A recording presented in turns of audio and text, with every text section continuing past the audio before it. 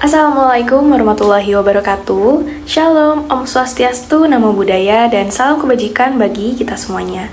Bapak, Ibu, dan teman-teman yang kami hormati, perkenalkan, kami dari kelompok 6 mata kuliah berpikir komputasional yang beranggotakan saya, Zara Aulia Rahmadani dengan NIM 164255154. Pada video ini, saya bersama dengan teman-teman saya yaitu Halo semuanya, nama saya Abigail Uli Victoria Sihaan dengan NIM 164255149. Halo semuanya, perkenalkan saya Fira Siva Karisma dengan NIM 164255164. Perkenalkan, nama saya Khawifah Nurhayati dengan NIM 164255169. Baik, langsung saja kita masuk ke latar belakang mengapa kami mengangkat topik ini. Produksi sumber minyak itu sangat dipengaruhi sekali oleh kondisi tekanan di dalam reservoir dan juga pada sumur. Nah, dua parameter penting yang sangat umum digunakan untuk menganalisis performa dalam sumur ada dua. Yang pertama adalah flowing bottom hole pressure atau biasa kita singkat sebagai FBHP, dan yang kedua adalah shut in bottom hole pressure atau SBHP. Nah, SBHP dan FBHP itu apa? Jadi, FBHP itu adalah nilai yang mencerminkan kondisi tekanan ketika sumur sedang berproduksi. Sementara, SBHP adalah gambaran tekanan dari statik reservoir ketika sumur berada dalam kondisi shut-in atau diam. Dalam praktik lapangannya sendiri, analisis FBHP dan SBHP itu biasanya dilakukan secara manual ataupun menggunakan alat konvensional modern yang sangat kompleks. Nah, hal tersebut tentunya membuat kita menunggu terlalu lama dan juga membutuhkan biaya yang tidak murah. Maka dari itu, kelompok kami berinovasi untuk membuat suatu program sederhana yang biasa kita sebut sebagai Well to the Max. Melalui pendekatan pemrograman sederhana, tentunya program dari Well to the Max ini dapat mendorong pengembangan model komputasi sederhana yang mampu mengolah data secara optimal dan juga memprediksi respon produksi dan menentukan kondisi operasional keputusan secara real time. Selain itu, program ini juga dapat memberikan fleksibilitas bagi pengguna untuk menyesuaikan parameter di kebutuhan lapangan masing-masing. Selanjutnya, kita akan masuk ke tujuan dan manfaat dari inovasi ini. Kita mulai dari tujuan. Tujuan yang pertama yaitu menyediakan alat analisis untuk mengolah data FBHP dan SBHP secara sederhana sehingga didapatkan nilai Qmax dari suatu sumur. Lalu yang kedua adalah mengevaluasi kondisi operasional saat ini. Apakah laju produksi sudah mendekati kondisi optimal atau masih jauh dari potensi maksimumnya. Dan yang terakhir, yang ketiga, yaitu memberikan rekomendasi operasional apabila sumur masih berproduksi di bawah batas optimalnya. Selanjutnya, manfaatnya adalah memberikan program model komputasi sederhana untuk mengolah data FBHP dan SBHP. Yang kedua, meningkatkan akurasi prediksi dari performa sumur. Yang ketiga, menentukan pengambilan keputusan operasional secara real time. Dan yang terakhir, dapat mengidentifikasi potensi kerusakan formasi sumur lebih awal. Pada bab 2 ini saya akan menjelaskan konsep-konsep dasar yang akan digunakan dalam penelitian, mulai dari minyak bumi, produksi sumur minyak, FBHP, SBHP, IPR, optimasi produksi sumur, dan penelitian terdahulu. Mulai dari minyak bumi. Minyak bumi adalah campuran kompleks hidrokarbon yang berasal dari kerak bumi. Cairan ini juga dikenal sebagai emas hitam dan diolah melalui penyulingan fraksional menjadi produk penting seperti bensin, diesel, dan lain-lain. Kemudian produksi sumur minyak. Nah, produksi sumur minyak ini dapat terjadi akibat perbedaan tekanan di reservoir dan dasar sumur. Jadi, fluida akan bergerak dari zona yang bertekanan tinggi ke yang bertekanan lebih rendah. Selanjutnya ada FBHP atau Flowing Bottom Hole Pressure. Nah, FBHP adalah tekanan pada dasar sumur ketika sumur sedang mengalir. FBHP sendiri menjadi dasar dalam perhitungan IPR. Selanjutnya ada SBHP atau Shut in Bottom Hole Pressure. Nah, berbeda dengan FBHP, SBHP ini adalah tekanan dasar sumur ketika sumur sedang ditutup dan ketika sedang tidak mengalir. Perbandingan antara SBHP dan FBHP menunjukkan seberapa besar energi reservoir yang tersedia untuk mendorong fluida ke sumur. Selanjutnya, kita ada IPR atau Inflow Performance Inflow. Kemudian IPR atau Inflow Performance Relationship. Nah, IPR ini adalah kurva yang menggambarkan hubungan FBHP dan laju produksi fluida. Kurva ini menunjukkan kemampuan inflow sumur pada berbagai kondisi tekanan. Model yang paling umum dan yang kami gunakan adalah IPR Vogel. Selanjutnya ada optimasi produksi sumur. Optimasi produksi sumur dilakukan untuk memaksimalkan keluaran sumur dalam kondisi tekanan reservoir yang terus menurun.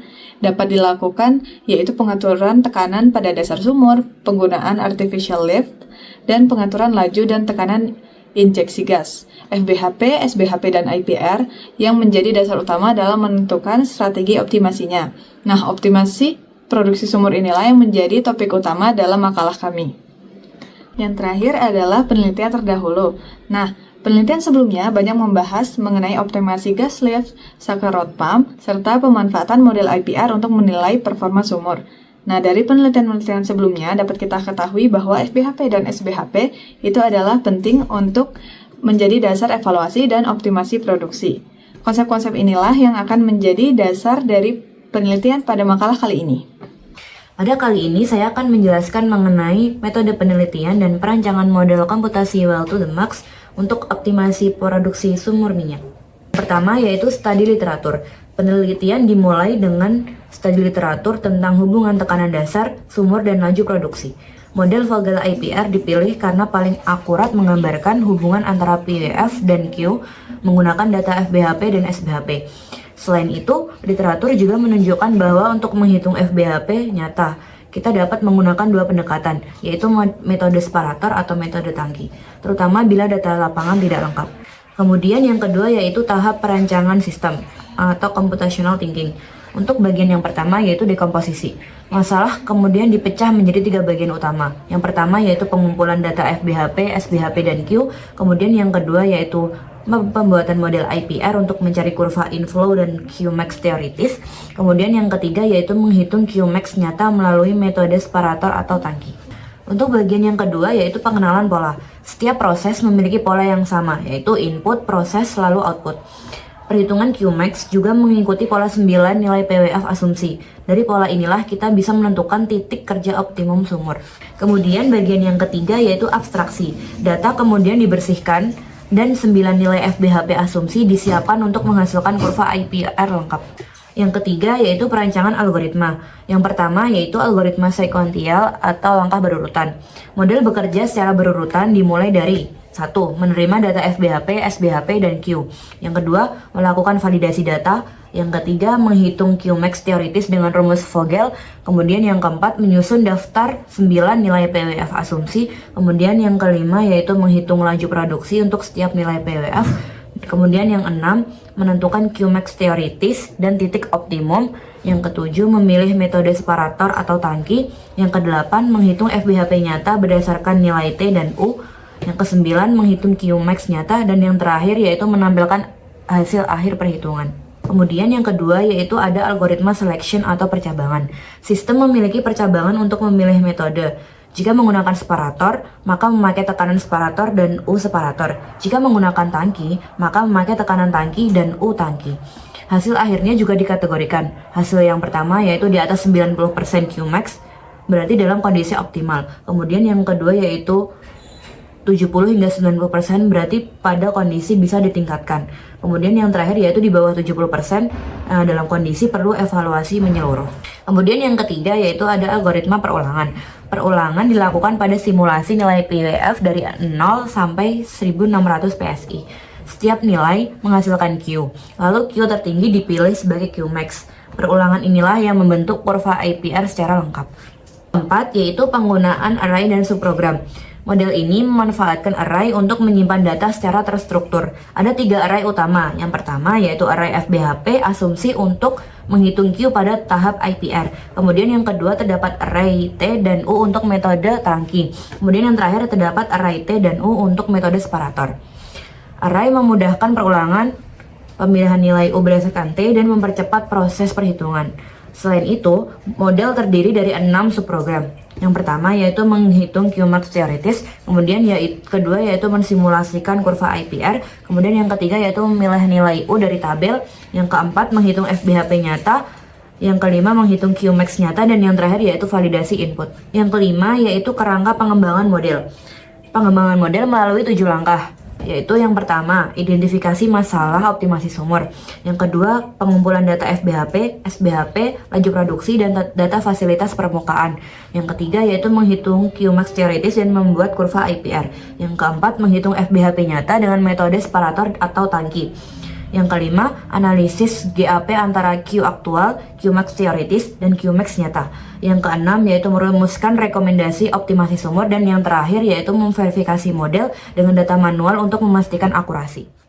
Dengan seluruh tahapan ini, model well to the max mampu memberikan perhitungan yang sistematis, akurat, dan dapat mendukung optimasi produksi sumur minyak. Untuk flowchart dan juga pseudocode, kita sama-sama membaginya menjadi 5 bagian. Apa saja 5 bagian? Ini yang pertama untuk subprogram yang menghitung Qmax, hitung underscore Qmax. Kemudian yang kedua subprogram tahapan underscore IPR. Kemudian yang ketiga subprogram metode separator.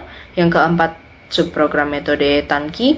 Kemudian yang kelima untuk subprogram program utama. Dan seperti juga untuk pseudocode, hitung Qmax, tahapan IPR, metode separator, metode tangki, dan juga program utama. Sehingga teman-teman dapat melihat sendiri di data yang akan ditampilkan bagaimana flowchart untuk kelima subprogram tersebut dan juga pseudocode untuk masing-masing subprogram.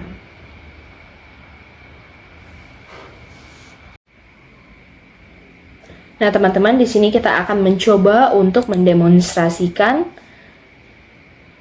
kode program yang telah kami buat. Baik, di sini teman-teman bisa lihat ada kamus untuk mendeklarasikan berbagai variabel yang kami pakai atau kami tetapkan. Kemudian ada subprogram juga untuk menghitung Qmax teori. Ini ada melalui tahapan persamaan Vogel, tahapan IPR, dan juga metode tangki dan metode separator. Metode tangki dan separator digunakan untuk mencari Qmax yang nyata, produksi maksimum yang nyata. Nah, di sini juga ada program utama dan kode program untuk menjalankan program utama. Langsung saja, di sini ada sequential, ada dengan seperti input, output, dan segala macam. Dan juga di sini ada array. Teman-teman bisa lihat ada di sini T array, U array. Kemudian di sini juga menggunakan looping atau repetition. Ini condition while. Kemudian di sini juga ada conditional, if dan elif, dan juga else. Kemudian memakai subprogram juga. Oke, jadi komponennya sudah lengkap. Kita coba untuk melakukan running. Di sini kita langsung disuruh untuk memasukkan data-data. Kita coba masukkan. Nah, teman-teman, berdasarkan persamaan Vogel mencari Qmax dengan data FBHP, SBHP, dan Q yang langsung ditetapkan, itu produksi maksimum sumurnya adalah 1484. Kemudian kita masukkan nilai FBHP, asumsi dimulai dari 0, jaraknya 200 untuk masukkan data berikutnya, sehingga dengan 9 kali pemasukan data, itu nanti data terakhirnya adalah di 1600 PSI FBHP-nya. Kemudian di sini didapat sama ya, angkanya 1484. Namun, ini tidak nyata karena FBHP-nya 0. Jadi, ini tidak nyata, teman-teman. Kita langsung ke menggunakan produksi maksimum nyata. Yang pertama kita gunakan metode separator. Kita masukkan tekanannya. Tekanan di separator, tekanan di wellhead, kemudian jarak dari separator ke sumur ini 1000 feet. Nah, teman-teman, di sini kita dapat data bahwa produksi maksimum nyata yang dapat dihasilkan itu ternyata hanya 904 menggunakan metode separator. Bagaimana jika kita menggunakan metode tangki? Nah, sama seperti tadi 252, tekanan di tangkinya sama saja kita bikin 50. Apakah berbeda? Berbeda, teman-teman. Kenapa berbeda? Karena pipa yang digunakan pada tangki produksi itu lebih besar daripada di separator. Sehingga ini akan berakibatkan kepada tekanan U. U ini adalah tekanan alir yang dibutuhkan. Pada metode tangki, tekanannya akan semakin kecil, sehingga nanti hasilnya menjadi lebih besar. Nah, teman-teman bisa lihat di sini, pada jarak 1000, tekanan alir yang dibutuhkan hanya 30 di metode tangki. Sedangkan di metode separator, pada T sama dengan 1000, U-nya itu 95. Jadi perbandingannya cukup jauh. Oleh karena itu, dengan metode tangki, produksi maksimum nyatanya bisa lebih optimum lagi.